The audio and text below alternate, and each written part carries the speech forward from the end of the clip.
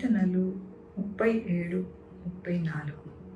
యెహోవా కొరకు కనిపెట్టుకొని ఉండుము, ఆయన మార్గమును అనుసరించుము, భూమిని స్వతంత్రించుకున్నట్లు ఆయన నిన్ను హెచ్చించును. ఎంత గొప్ప వాగ్దానాన్ని దేవుడు మనకి అనుగ్రహిస్తూ ఉన్నారండి. దేవుడు ఏమంటూ ఉన్నారు అంటే, మనము ఆయన కొరకు కనిపెట్టుకొని ఉండాలి. అలాగే ఆయన చెప్పిన మార్గము అనగా 10 ఆజ్ఞల చొప్పున మనము నడుచుకోవాలి.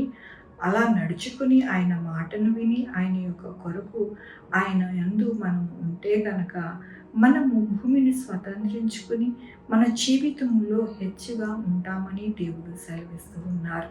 ప్రతి ఒక్కరూ కోరుకునేది, ఆశపడేది అదే కదండి.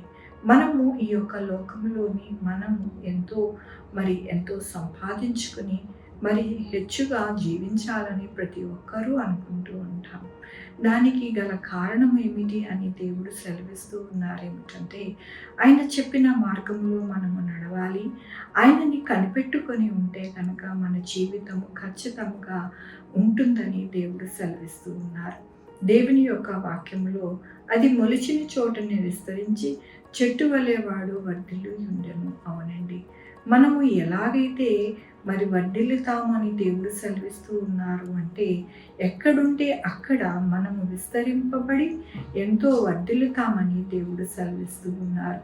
మన యొక్క జీవితాలలో మనము ఎంతగానో ప్రార్థన చేస్తూ ఉన్నాము, గోజాడుతూ ఉన్నాము, ఆయన యొక్క పాదాలు పట్టుకుంటున్నాము. ఎందుకని అంటే, మన యొక్క జీవితంలో వర్ధిల్లాలి, మనము ఎంతగానో ఆశీర్వదింపబడాలని మనము కోరుకుంటూ ఉన్నాం. అందుకనే ఆయన పాదాలు పట్టుకుంటూ ఉన్నాము ఉదయమునే. కాబట్టి దేవుడు అంటూ ఉన్నారు, ఈ దినమున దేవుడు ఆయన యొక్క కృపను కానీ ఆయన యొక్క మార్గమును కానీ ఎవరైతే అంటుకట్టుకొని బ్రతుకుతారో వారి జీవితంలో హెచ్చైన జీవితము ఉంది.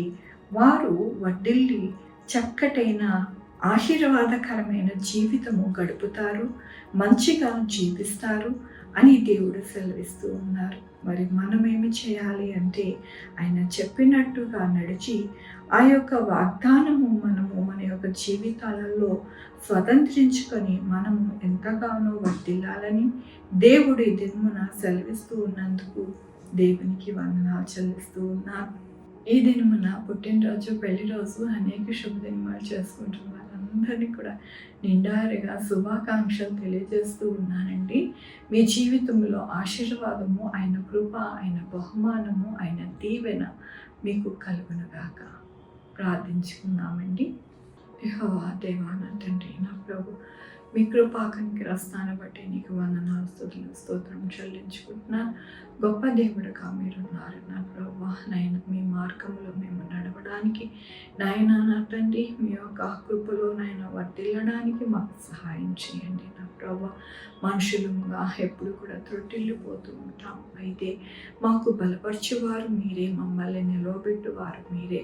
కాబట్టి నాయన ఉదయ కాలమున నాయన ప్రార్థిస్తూ ఉండగా సహాయం చేయండి నా ప్రభా. నాయన నా తండ్రి, ఈ దినము నా పుట్టినరోజు, పెళ్లి రోజు, అనేక శుభదినములు చేసుకుంటున్న వారందరినీ కూడా దీవించండి, ఆశీర్వదించండి. మా కొరకు ప్రార్థన చేయమన్న వారిని, వారి యొక్క బిడ్డల్ని, వారి భవిష్యత్తుని, వారి ఆరోగ్యమును, వారి చేపనులు, వారి ఉద్యోగం, వారి వ్యాపారంలో అన్నింటినీ కూడా సహాయం చేయండి. ముఖ్యంగా రక్షణ భాగ్యాన్ని దయచేయండి నా ప్రభా. నాయన నా తండ్రి, sugar, BP, thyroid, heart problem, kidney problem, AIDS, cancer, నరాల బలహీనత, పారాలసిస్, గ్యాస్ట్రిక్ ట్రబుల్, ప్రతి విధమైన అనారోగ్యాన్ని తీసివేసి స్వస్థపరిచే యెహోవా నేనన్నారు. మీ కృపను వేడుకుంటున్నాను. అలాగే నాయన నా తండ్రి, ఉద్యోగాలు లేని వారికి ఉద్యోగాలు దయచేయండి, ఉద్యోగాలు పోకుండా సహాయం చేయండి నా ప్రభా. ఏ దేశంలో కూడా నాయన ఎకనామీ నాయన నా తండ్రి డల్ అవ్వకుండా సహాయం చేయండి. 196 దేశంలోకి నాయన మీరు తోడై ఉండండి. ఈ భూమి మీద నా ప్రభా ప్రతి ఒక్కరూ నాయన యేసయ్యని ఎరగడానికి, యేసయ్యతో అంటుకట్టుబడడానికి సహాయం చేయండి. అలాగే నాయన నా తండ్రి, బిడ్డలైన వారికి బిడ్డలు దయచేయండి. నాయన బిడ్డలకి సుఖమైన కాన్పు దయచేసి తల్లి బిడ్డ క్షేమం ఉండడానికి సహాయం చేయండి. హాస్పిటల్లో ఉన్న బిడ్డలకి నాయన మంచిగా ఉండడానికి సహాయం చేయండి. నాయన నా తండ్రి, ఎవరికి కూడా కరోనా ఏది కూడా రాకుండా సహాయం చేయండి నా ప్రభు. నాయన నా తండ్రి సీజనల్గా వచ్చే నాయన ఎటువంటి అనారోగ్యం కూడా రాకుండా సహాయం చేయండి. చంటి బిడ్డల్ని ముసలివారిని జ్ఞాపకం చేసుకోండి. ఆయన కల్తీ ఆహారం లేకుండా సహాయం చేయండి. మంచి పంటలు పండడానికి కృప చూపించండి. మీ యొక్క కృపతో ప్రతి ఒక్కరిని నడిపించమని కోరుకుంటున్నా ప్రభు. నా రక్షణ యేసుక్రీస్తు పరిశుద్ధమైన నామమున అడిగి వేడుకుంటున్నాను తండ్రి. ఆమె తండ్రి కుమార పరిశుద్ధాత్మ సదాకాలం మనందరికీ తోడై ఉండును గాక. ఆమెన్. God bless you.